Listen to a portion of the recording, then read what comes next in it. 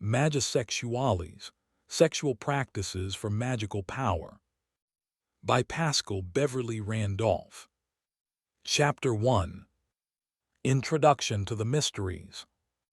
In some of our publications, which have aroused discontent and even an offensive movement against us, among those occultists who cannot accept the sacred doctrine we teach, in contrast to the one they have forged for themselves, perhaps to navigate it more comfortably, we have highlighted the principal laws, the fundamental truths that every initiate discovers one day, regardless of the path they travel. We have summarized these truths in a series of manuscript volumes, proclaiming from the very first page that the greatest and principal force of nature is Sexus. The Brotherhood of Ulysses, which was the first to recognize and accept this truth, knew what persecutions it exposed itself to by this gesture. But despising the enemy, it entrusted our manuscript to trustworthy persons, repeating to them the ancient recommendation not to cast pearls before swine. Unfortunately, the book also passed into other hands. This is quite regrettable, for the path we follow is a royal road, which is not made for imbeciles and charlatans, nor for seekers of formulas with selfish aims. This path is reserved for courageous men and a few rare women who know how to make useful application of it. In the book, entitled The Mysteries of Ulysses, we indicated certain material means that can serve as guidelines to avoid morbid psychic states. But all this can only be useful for mentally strong individuals, because higher powers are only given to those who know how to appreciate them. These forces never settle in the great void of weak souls, and they only reveal themselves to man when the various currents of external influences have calmed within him, thanks to his cold and patient will, ritually tested. The Brotherhood of Ulysses wishes to make each of its students an independent individuality. This is why it lets them work freely upon their own perfection, giving them only a general method and some sound advice based on experience. When the Brotherhood hands over its instruction book to one of its students, it does not believe that he is already capable of understanding its doctrines. The book is merely a route, traced upon a map. The student must hoist the sail of his boat himself and guide it with his own hand toward the shore where the sun shines. The student who accepts our directives learns the manner of exercising volancy, decretism, and posism, aided by material means that facilitate the work and provide the keys for acquiring a force that brings, depending on the case, blessing or damnation with the speed of lightning. This force is similar to that which furiously unleashes the elements of nature, but the initiate, forewarned and wise, masters them triumphantly. Chapter 2. The Faith of Sexualis. Everything on earth, physical or metaphysical, every force, every quality or power of the universe has its center, its cycle, and its seasons. One must put oneself in harmony with this universal regime if one does not wish to succumb. There are spheres evolving in space from which strictly determined influences emanate.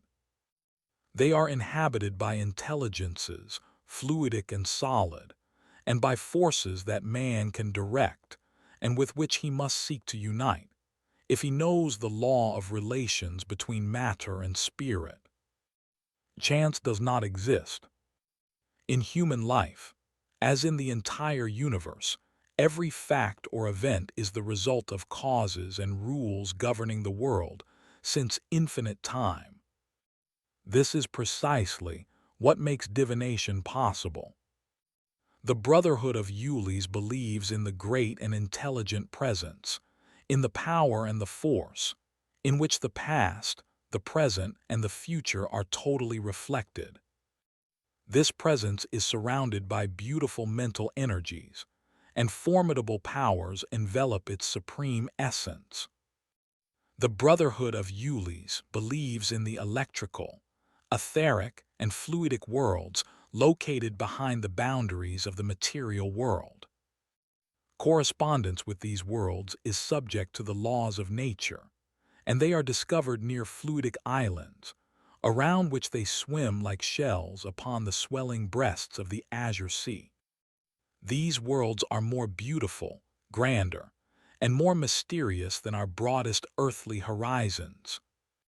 They extend toward infinity, populated by dazzling beauties, adorned with immense clouds and constellations, and they form, across vast spaces, limitless landscapes. These worlds are to our universe what the latter would be to a city of termites in the jungles of Africa. The Brotherhood of Ulysses believes in the great armies of powerful beings and intelligences, whose origin is neither human nor material, and compared to whom the most sublime genius of the earth is but a tiny grain of sand on the majestic flank of a mountain, a drop of water in the immense ocean, a faint breeze carried away by the hurricane that rages over the celestial landscapes. The Brotherhood of Ulysses believes in the reality of these worlds, invisible to the ordinary eye, because its initiates have contemplated them in their Sialam exaltations. These initiates have testified that these worlds do not originate from our earth, nor from any other world similar to ours. The beings who inhabit them know the higher mysteries, and they proclaim that the true power of the spirit is acquired with the assistance of sexual force, because these two elements are complementary to each other. But one cannot establish relations with these beings through the methods of spiritualist circles, nor through the mesmeric system, and the usual intellectual means are of no help in this regard. Only the Sialam exaltation, a Tibetan method, allows their images to be evoked by means of the magic mirror, for they are superhumanly spirits, intelligences, wisdoms, and energies. They are called the Nereids, and the philosophy they teach is entitled the Philosophy of Ulysses. We, the members of the Brotherhood of Ulysses, believe in God, recognizing His omniscience and His omnipresence, and we also believe that man was created in His image. We believe in nature, which is for us the manifestation of the supreme intelligence, and we proclaim that God resides everywhere and in each of us. And in contemplating nature in its multiple and diverse manifestations, basing ourselves on our personal experience, and allowing ourselves to be guided by the wisdom that has been revealed to us, we affirm that sex is the principal and fundamental force in every being, the most powerful force of nature, the most characteristic testimony of God. Chapter 3. The Faith of Sexualis. The mysteries treated in this work bear the names of the mysteries of Ulysses and the Ansaretic mysteries. The mysteries of Ulysses, containing the theory based on the supreme laws, stand before us as the science of the higher spheres, whereas the Ansaretic mysteries are their application in the material sphere. The practical application of the theoretical elements envisioned in the mysteries of Ulysses finds its key in the rigorous and universal law of polarizations, which is at the same time the fundamental basis upon which the entire brilliant edifice of the doctrine of Ulysses rests. Indeed, the entire universe and all living beings without the slightest exception are governed by the principle of two opposing forces, exercising upon each other an inescapable power of attraction. They are called the positive and negative forces, and they are found in good and evil, emission and reception, life and death, idea and action, man and woman on the material plane, and conversely, woman as the active pole, and man as the negative pole on the mental plane. The science of mysteries teaches us that, just as in nature the male sex attracts the female sex, we can attract to ourselves the desired form by creating its negative, that is to say, its opposite. This is the foundational principle of all magic. No law is superior to it, and it allows us to accomplish operative acts in two ways. Intellectually, which is to say coldly without joy, and sensually, which is to say in love. No one is unaware that nature's greatest miracle is the procreation of the species. It is the concretization of an energy springing from the union of the two opposing poles, the positive and the negative. But in the sexual union of man with woman, contact is established not only on the physical plane, but also on the mental plane. For, as the law of Hermes summarizes, that which is below is like that which is above. Now, while the phallus of the man is polarized positively, and the kates of the woman negatively, the head of the man, the organ of his mental manifestations, is, on the contrary, negative in relation to the head of the woman, which is positive. This explains why man, full of initiative regarding the physical manifestations of love, waits, on the contrary, for the invitation of woman, her feeling and her mental passion, to climb the ladder of union into the higher planes. Before the physical connection, all the senses of the man and the woman are brought into play, so that the mental idea can be fixed in the best conditions, in accordance with the law of induction between the mental and physical poles of the two individuals of different sexes. This phenomenon, known for thousands of years, is found at the base of the mystery called Magia, whose laws boil down in substance to this. The mental current is at its paroxysm at the moment of ejaculation, in both the man and the woman. Under certain strictly determined conditions, this current can be used to influence the laws in their most distant manifestations. By its induction upon the material sphere, one obtains the causes of the desired effects. Thoughts, ideas, inclinations, and individual origins leave their imprint during coitus in the astral sphere. These imprints only become pronounced later and do not always reveal the hereditary qualities of the individual. However, they always act upon the facts and acts of the astral spheres. Chapter 4. The Magical Chain and the Divinities. The arcana treated in the preceding chapter are gathered under the title of Magia, that is to say, the science of the ancient age, because the generations that preceded us knew and cultivated them. We dare to affirm this because we ourselves have received them by tradition, and because we discover their testimony in the fabulous monuments erected in honor of the divinities of ancient Egypt, in the slender lines of the obelisks, which rise toward the azure sky like phalluses fertilizing the plains of sand. This testimony teaches us that the sacred law of love governs not only the earth, but the entire universe. We find its revelation in Asia, in the sculpted images of divinities whose arms, raised to the heavens to bless or to terrify, attest to the truth of our doctrines and symbolize the power of the holy liaisons of love.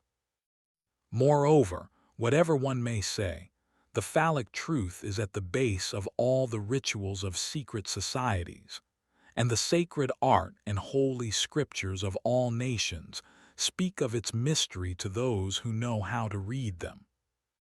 The hierophants of ancient Egypt knew the suggestive force of art, which is why they had subjected it to religion, by imposing strictly determined laws and means of expression upon sculptors and painters. This was a great good for humanity, for, impregnated with certain truths thanks to the images and prayers constantly seen and heard, believers involuntarily realized them in their sexual couplings. And in this way, utilizing the creative energy of all couples, the Hierophants truly populated the astral sphere with divinities and demiurges, nourished, furthermore, by the vital power of the masses' imagination. The collective astral of the people thus became powerful. For love, a divine force unceasingly creating through the bringing together of the positive atom with the negative atom, nourishes itself upon the mystical exaltation or the terror of the masses prostrated before the altar, and the latter becomes, across generations, the vessel in which are amassed the forces that bring, according to the will of the one who commands, good or evil, light or shadow, life or destruction. Love is the only universal law that governs infinite spaces and deploys an irresistible action wherever life reigns, and a people whose nuptial practices are always in conformity with eternal laws constitutes a great magical chain, linking the material sphere to the higher spheres. There results from this an alliance of human forces with divine or spiritual forces, and the intelligence of man thus acquires the possibility of dominating here and in the beyond. Man becomes the master of good and evil, and uses them according to his will. This is the principle and the truth which, under conditions such as we establish here, make enormous the responsibility of a head of state, who would be simultaneously the supreme initiate and the religious leader of a people. But on the other hand, when religion fades and humanity forgets the primordial truths that we are restoring here, and gives itself blind shepherds, the misfortunes that befall nations are even greater. And when the wrath accumulated in the higher spheres sweeps over the earth because of the injustice and the disorder of human life, no man has the power to stop the scourges and to master the storms that destroy the world. These are the critical periods in the history of humanity, and every race has had its share of them. Part 1. The Principles. Chapter 5. Violentiae. Any student who proposes to penetrate the mysteries of Ulysses and the Ansaretic mysteries must, first of all, learn to master himself in all circumstances, so as to advance upon the road of wisdom as a master and not as a slave. He must seek, furthermore, to constantly expand his intellectual horizon and his individual forces of action, the mental forces, the magnetic forces, the psychic forces. The student must learn to exercise his various capacities and his will in a calm manner, and without nervous exhaustion. This is what we call valentia.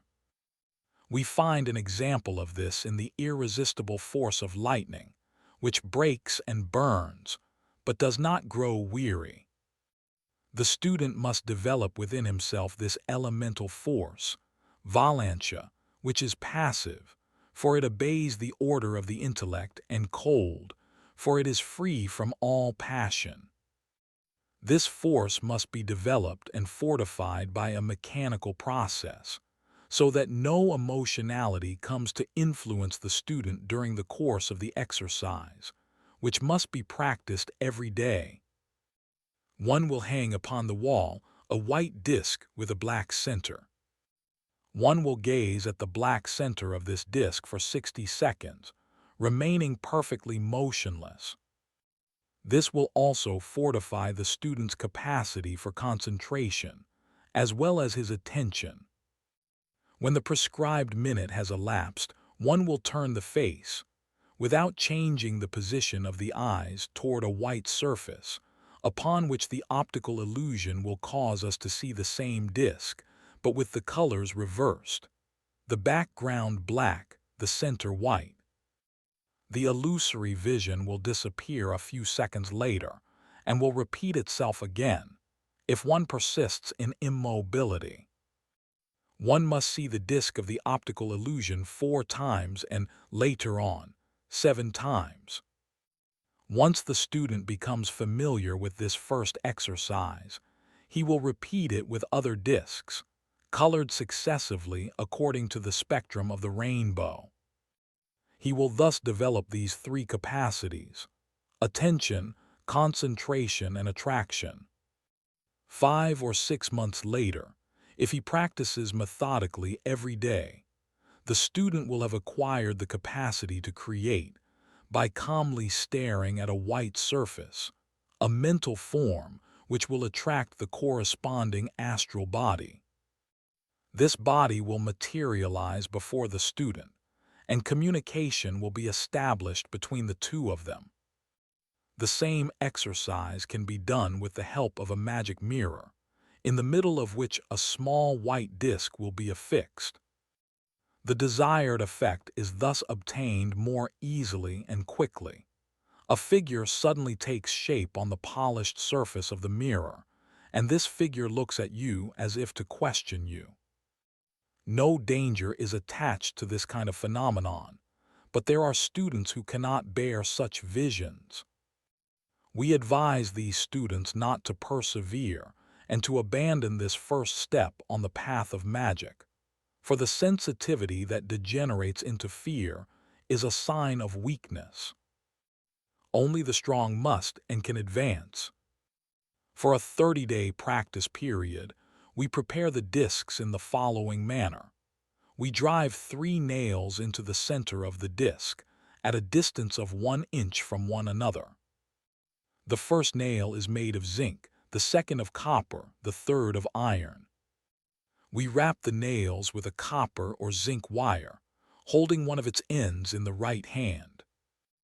One fixes their gaze upon the middle of the disc, remaining completely motionless. By this means, the assistance of electricity is obtained, which consolidates the attention and favors the quality of concentration, making it more positive. This exercise must be repeated for a period of 3 to 8 months before being able to operate with metaphysical objects. The exercises destined to develop Valentia, as well as those we describe further on for the development of decretism and posism, must be done with the utmost care and perfect seriousness, for the slightest misstep on the magical path provokes neuroses, which are often incurable. We repeat this. Do not persevere if you experience anxiety and nervous fears. Chapter 6. Decretism. The second principle of power that the student of magic must acquire bears, in our system, the name of decretism. It is the capacity to issue inescapable commands, to insert into others' desires, thoughts, and feelings, to provoke verbal declarations, etc.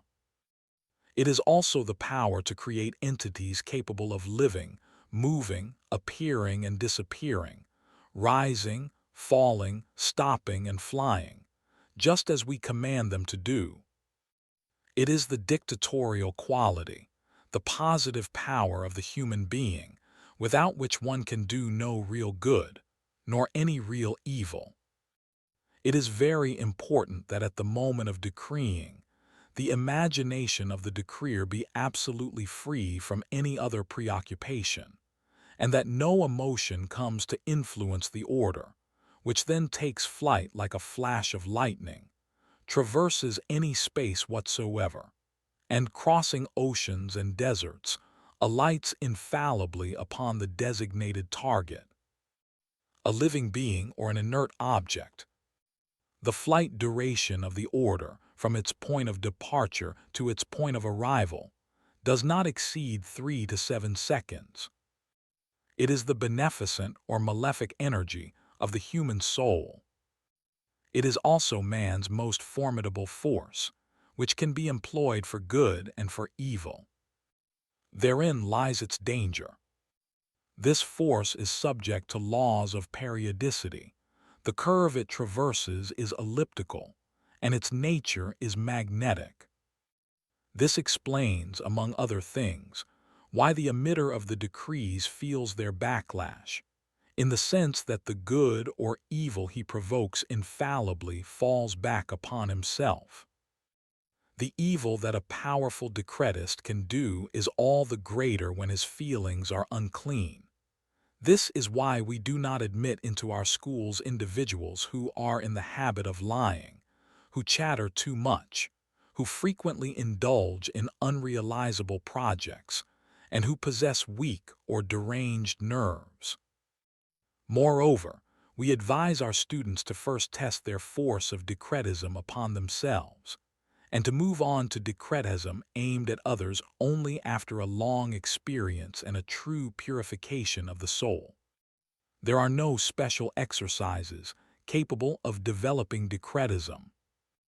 This force naturally defines itself in the subject who is victorious in the trials of Valentia, and it progressively increases with use.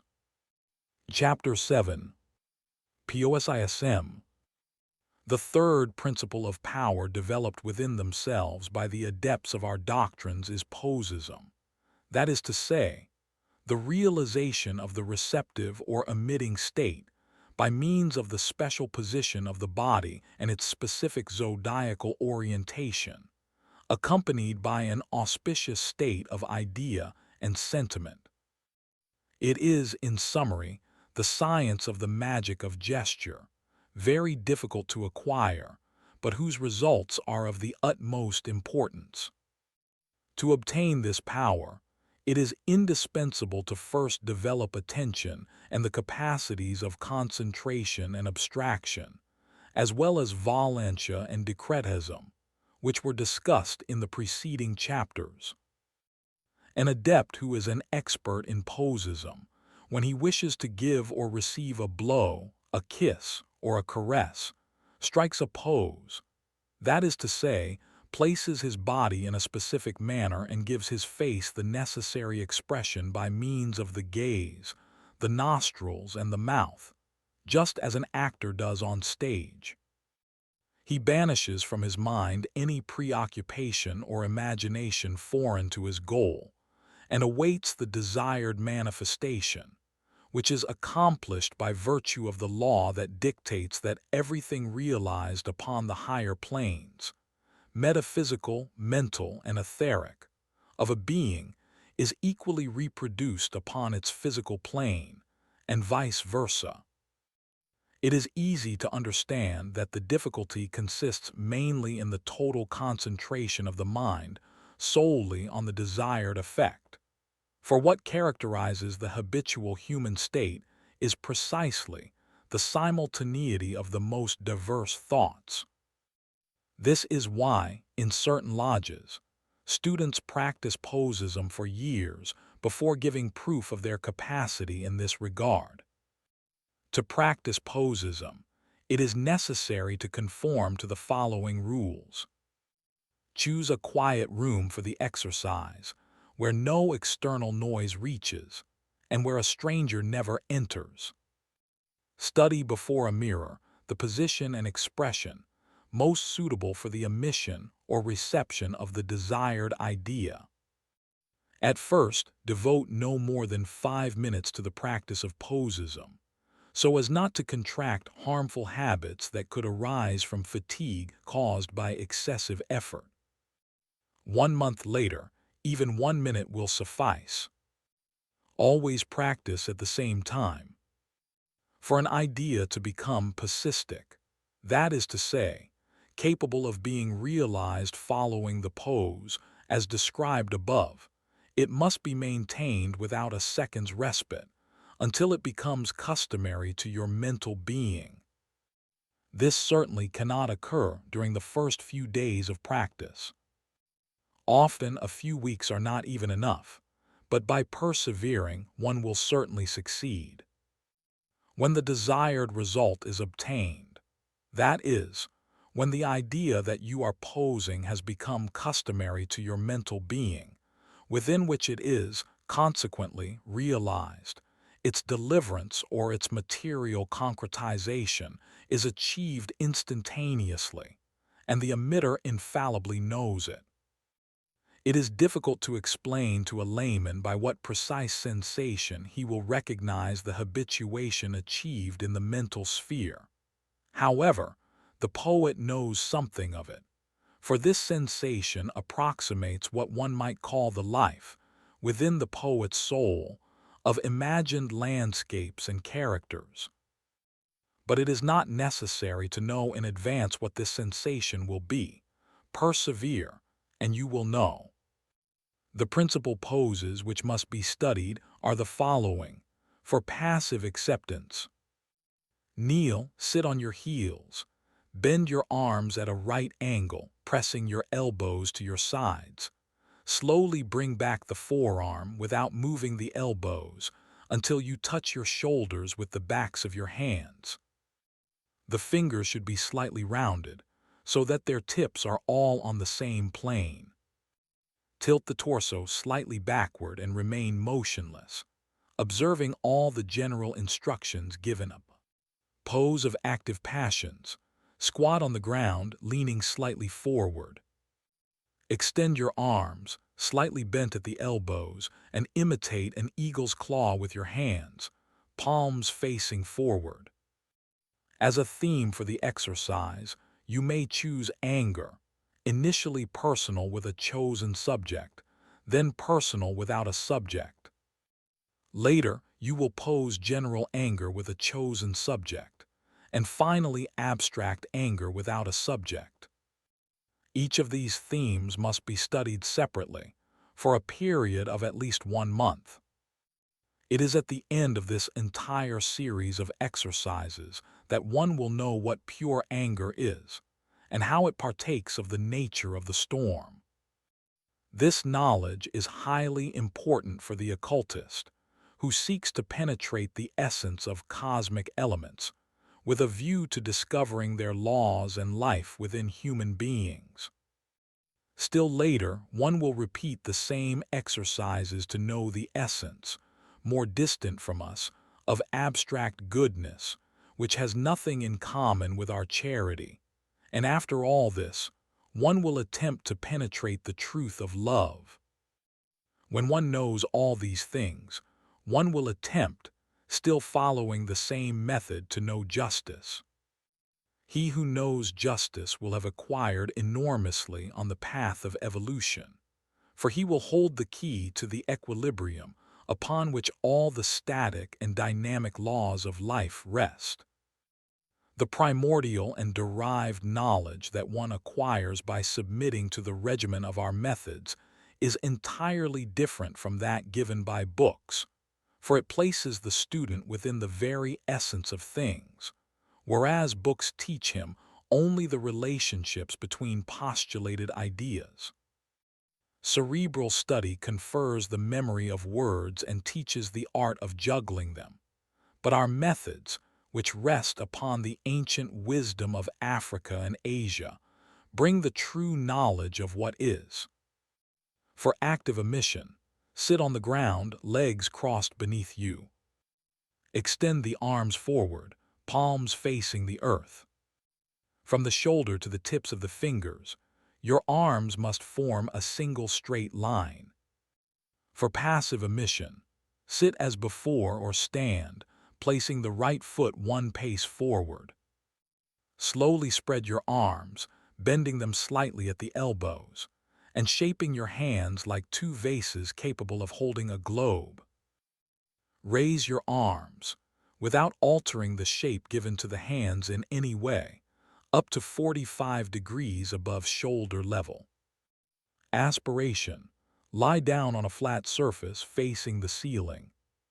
Spread your arms, palms open, and form a 45 degrees angle with your extended legs. This position calms the flesh and nerves and allows the body to draw in new forces, diffused throughout the surrounding environment and in more distant regions, both visible and occult. Isolation for defense. Sit on the ground. Bend your knees and bring them close to your chin. Wrap your arms around your legs and interlock your fingers. Active isolation. Lie on your back. Place your right leg over your left and interlock your fingers on your stomach, the backs of the hands normally facing upward. Spread the thumbs and little fingers slightly and make their tips touch. If you execute this pose well, you will immediately feel a warm current in your hands.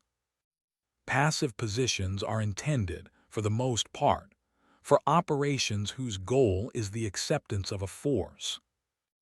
By means of active positions, on the contrary, we ourselves emit a gesture of aggression or defense. The experienced posist uses his faculties, developed through the means we have just indicated, to prepare himself for certain environments, for encountering certain individuals, or, in general, for coming into contact with any living being whatsoever, with a view to penetrating their particular mental state or to divine their impending actions in certain special situations. Furthermore, by means of posism, one can attract to oneself at will qualities, good or bad, that one does not yet possess but which are needed to influence others. Many rites of secret societies, and even of official religions, are based on the science of posism. However, the student beginning the exercises of posism need not concern himself with what has just been summarized.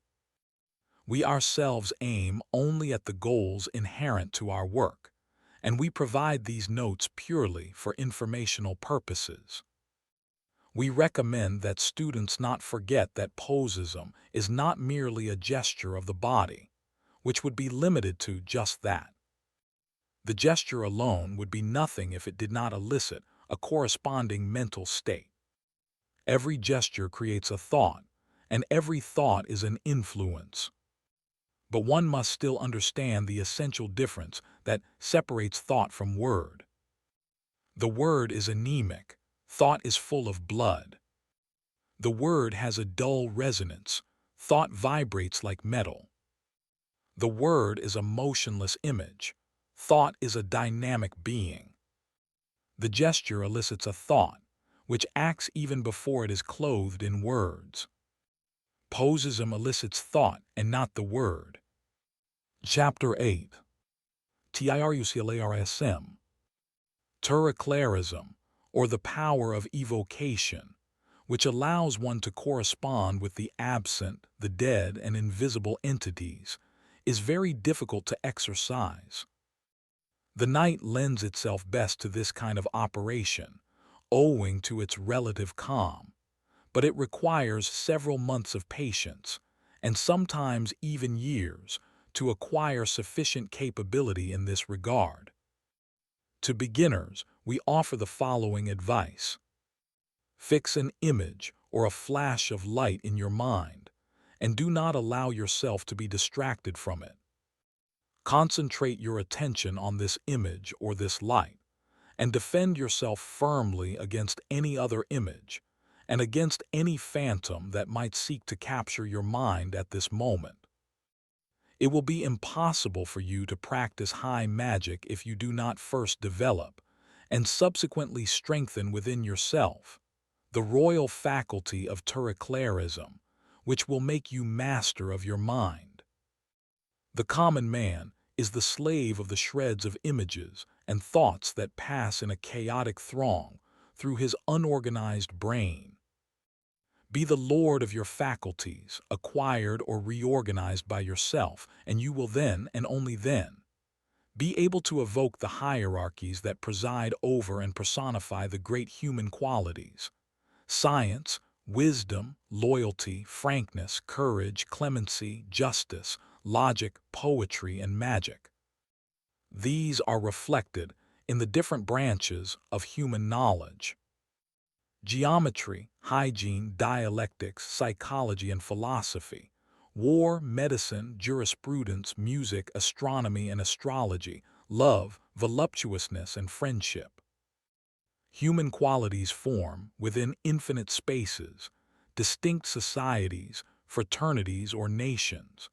And just as it is impossible for us to dedicate ourselves simultaneously to the study of all sciences taught in universities, it is impossible for us to come into contact, all at once, with all the hierarchies presiding over, as we have said, human qualities and faculties. Consequently, to enter into correspondence with these hierarchies, one must first clearly determine with which of them we wish to unite. Furthermore, one must know the particular laws that govern it and emanate from it, and one must know the name of the fraternity to which this hierarchy belongs. It is not permitted to reveal the law of each hierarchy to the profane, but everyone has the possibility of discovering its correspondence in the human science that reflects it. Dedicate yourself, therefore, to the study of the various disciplines enumerated above, and strive to penetrate their spirit and laws. This is the path from below, which leads to the path from above. As for the names of the interplanetary hierarchies and societies or fraternities, you will find some of them in the official religions. But even if you do not undertake this research, you will know the names once you have penetrated the essences. It would not be useful for you to know them any earlier. When, during the exercise of decretism, you have succeeded in uniting with one of the interplanetary hierarchies, the influence you receive from it will remain upon you for some time, and this will prevent you from immediately uniting with another hierarchy, whose laws are different. This is why it will be necessary to wait, depending on the case, from 3 to 7 months before attempting the experience. To place yourself in correspondence with an absent person, turn toward the geographical point where they are located, and reconstruct in your imagination their physiognomy and the environment that surrounds them. If you act thus methodically, every night at the same hour, you will gradually feel that the evoked image comes to life within yourself. Soon it will be within you at your very first call, like a presence that will simultaneously penetrate and envelop you. You will feel its influence and warmth, and you will be able to suggest to it whatever you wish, an idea or a feeling.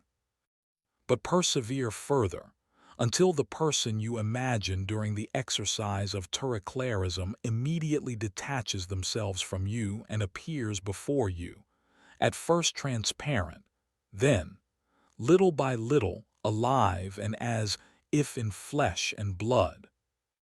If you achieve this, a solid bond will be created between you and the person of interest to you, and if you so desire, their collaboration will be secured for you in the domain of your choosing.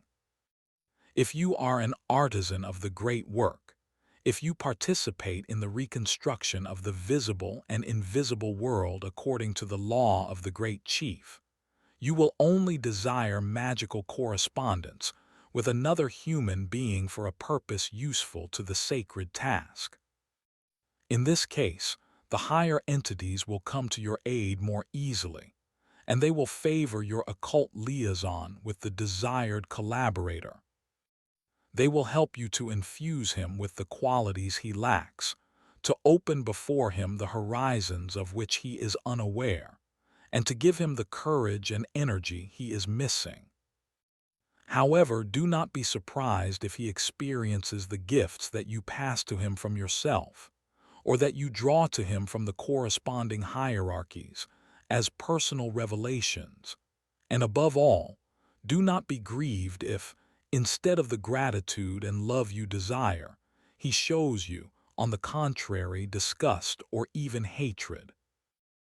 It is the entities to which he was subjected that take revenge in this way, because your gifts trouble and anger them.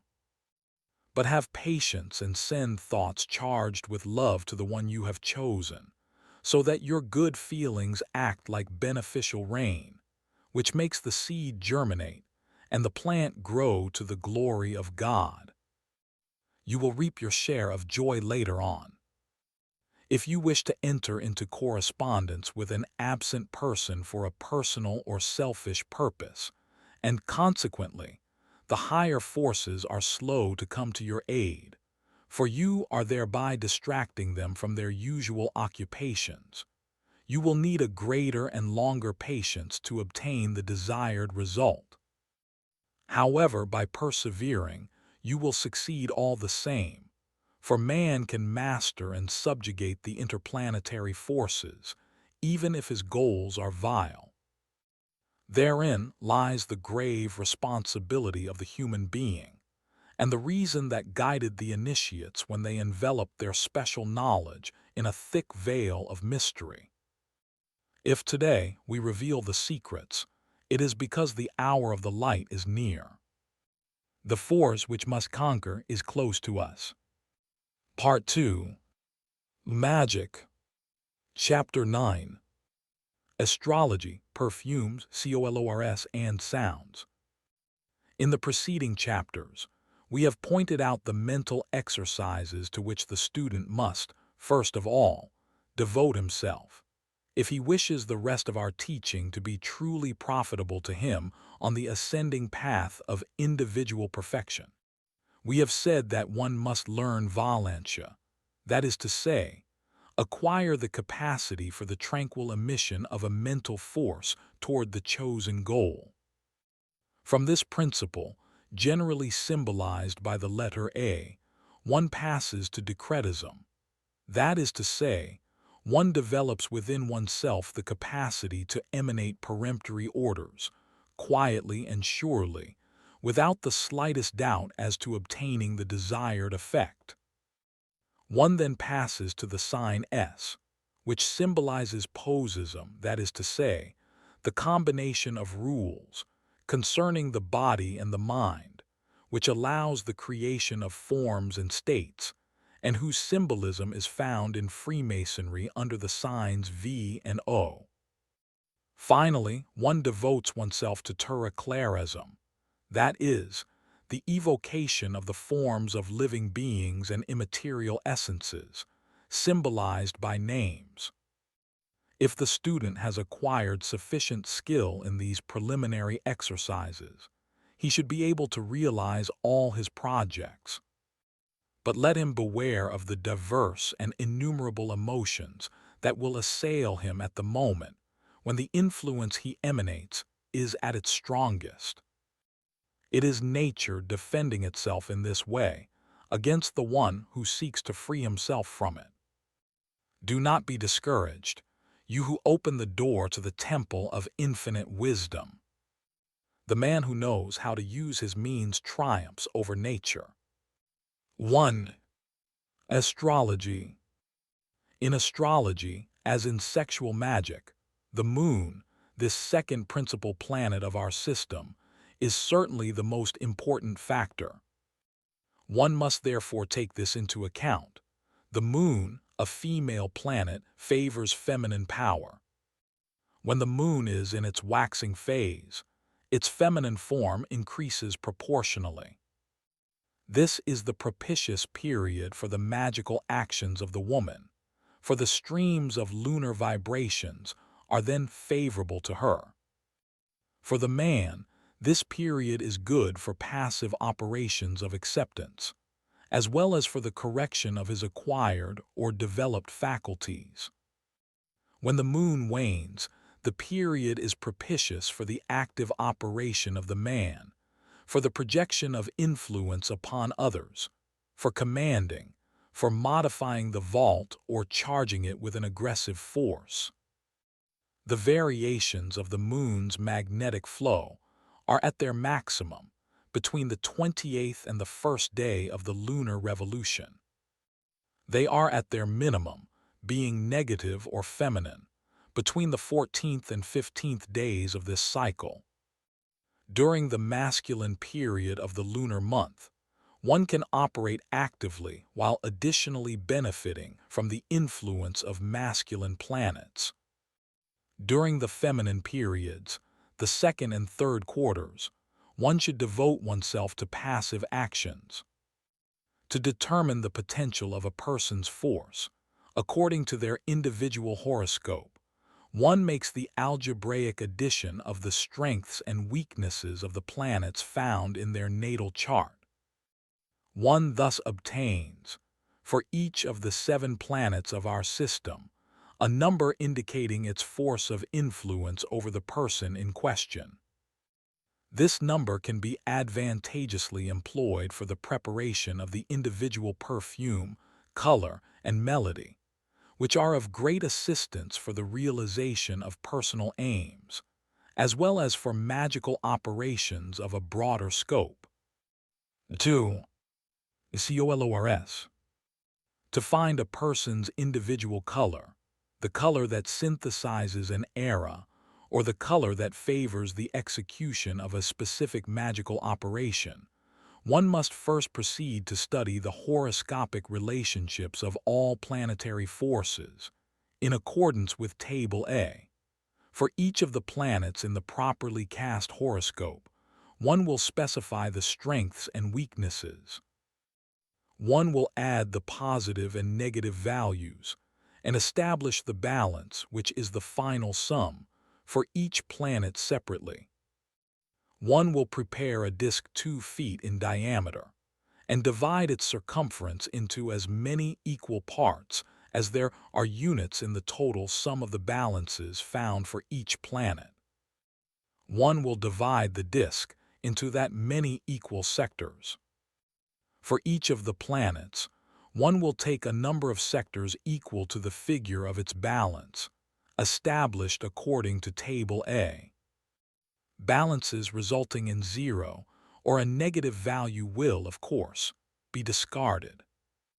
The sector of Mercury will furthermore be divided into as many equal parts as there are planets taken into consideration, excluding itself.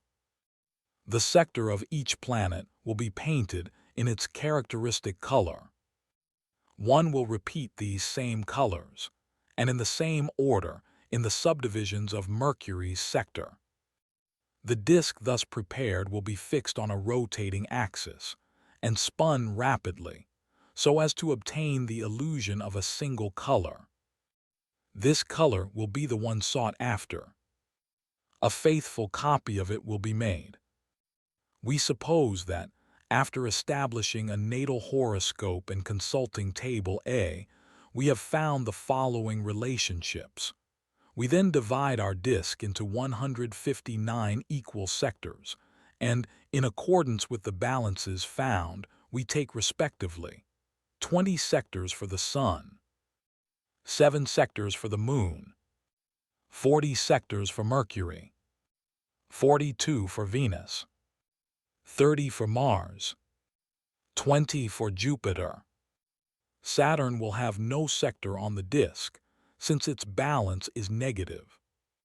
The sectors of the different planets having been traced, we color them, the Sun in yellow, the Moon in white, Venus in green, Mars in red, Jupiter in blue. The sector of Mercury, subdivided into 5 small equal sectors, will receive all these colors, yellow, white, green, red, and blue, as shown in Figure 2. The study of the influence of colors leads us to results as astonishing as they are bizarre. No magical recipe could be effectively established without an individual color, obtained as we have just explained. 3. Perfumes. In Table A, one finds, for the 7 planets, the corresponding flowers and plants, which most particularly absorb their virtues. To prepare an individual perfume, one will therefore choose, according to this table and the horoscope of the person in question, the necessary plants, and make extracts of their forces. This cannot be obtained either by distillation or by means of a press, but solely by macerating the plants in hot pork fat. One will proceed in the following manner. One will put the fat in pure water, which will be brought to a boil 3 times. Coarse mineral cooking salt will be added, in the proportion of 2 units of weight of salt to 1 unit of fat. The fat, well mixed with the salt, will be left in a running cold water bath, or under the tap, until all the salt is gone. One will heat the fat again, and then macerate the plants in it. Next, one will remove the macerated plants from the fat and let them cool. When cold, one will cut them into small cubes, which will be macerated again for 14 full days in alcohol, obtained by the distillation of a good white wine. To proportion the plant extracts obtained in this manner, with a view to preparing an individual perfume, one will resort to the method cited above for colors.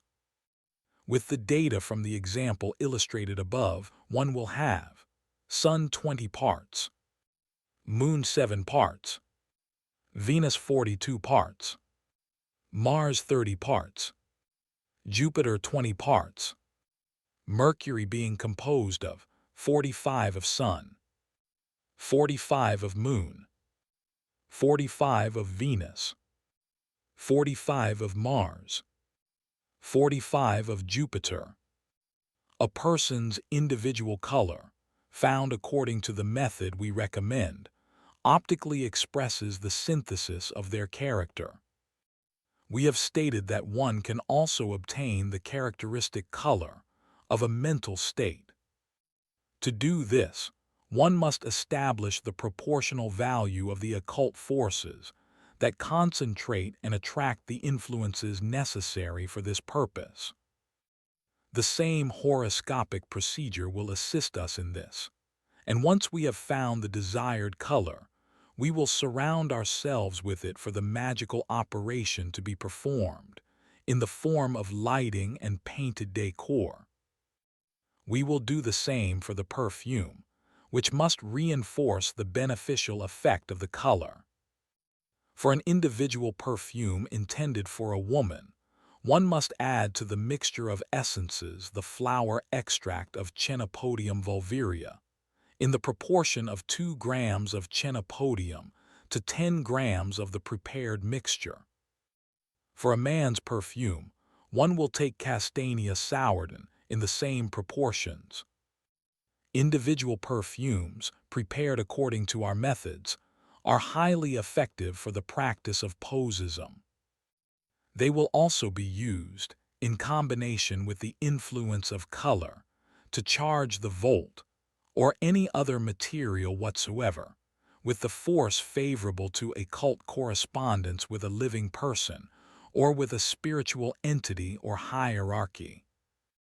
Sounds and the composition of individual melodies. Table A gives us, for each planetary force, the corresponding sound, which evokes it by an analogy of vibrations. In the recipes we provide in this book, we do not further concern ourselves with the magical effects obtained through music, because the other elements we have cited and will yet cite are effective enough for the realization of splendid phenomena. However, to obtain extraordinary effects that surpass all others in their wondrous nature, one must dare the acoustic experiment, which, moreover, lies at the foundation of the intonations of all evocation rites. It must be noted and remembered that, without the correct intonation, words of power such as mantras and others do not possess their full power. The main rules that emerge from the occult science of sounds boil down to this: reduce the numbers indicating the respective force of each planet, so that the maximum is expressed by 5, and the minimum by 1, with a permissible correction of 0.5. Discard values equals 0, and negative values equals n. You will thus have Sun 23. Do you want access to this and all the complete audiobooks on the channel, plus the ebook version? Click the link in the description or scan the QR code in the left corner of the screen to access our library, where you can listen to your favorite esoteric books without ad interruptions, lock your screen, or use other apps while the narration plays, and even download the ebook version to follow along as you listen. Listen on your computer via web browser, or download the app from the Play Store. After subscribing, you will receive an email with your login details, password, and step-by-step instructions on how to access the books through the Hotmart app.